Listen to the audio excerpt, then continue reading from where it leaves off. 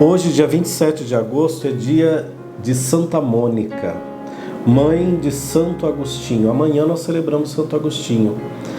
E hoje, como sempre, todos os dias de Santa Mônica, a gente recorda a fé dessa mulher que, confiando plenamente em Deus, não deixou de orar, pedindo pelos seus filhos, pedindo pela conversão dos filhos de modo especial.